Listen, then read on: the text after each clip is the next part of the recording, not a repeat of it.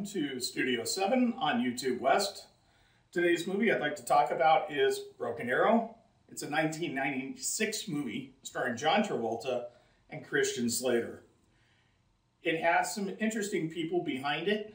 You're going to see Howie Long, a football player. He shows up as a character actor in this movie, as well as some other folks like Delroy Lindo. They're excellent. But the movie itself is pretty much the characterization, the punching back and forth between Christian Slater and John Travolta, who are both military pilots, and we're looking for something that's gone missing. And that something is a nuclear weapon. I dig this movie. What I dig about this movie is, in the time frame of the 90s, we had a director moving around doing a lot of really good movies. And his name was John Woo. And he brought in some action with a style that is familiar if you've ever seen an old movie called The Wild Bunch with William Holden. That kind of slow jumping, big flashing kind of style. But his scenes weren't quick. His characters were developed. His storyline was something to follow. And Broken Arrow is a 6 out of 7 movie right off the bat.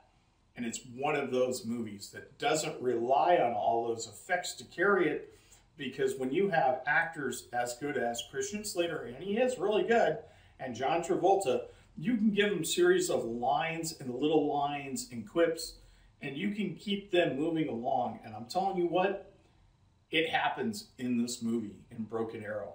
The other thing that we have is it's written by Graham Yost. A lot of people go, okay, so why'd you bring that name up? Band of Brothers.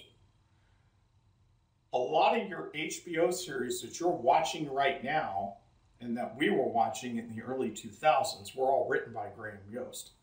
So this guy knows how to write. He knows how to write to keep you interested. He knows how to write to keep you on a path through a movie, moving from one place to another, and that's important.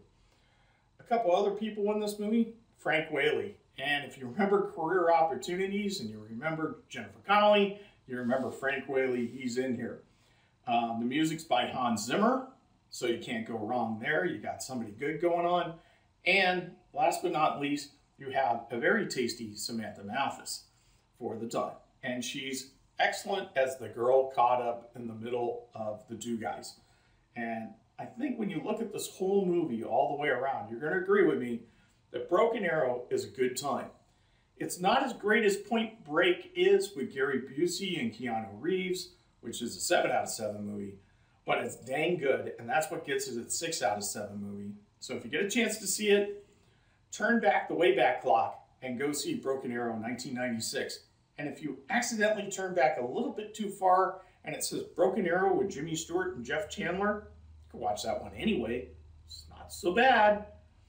For Studio 7, I'm Bob West on YouTube West.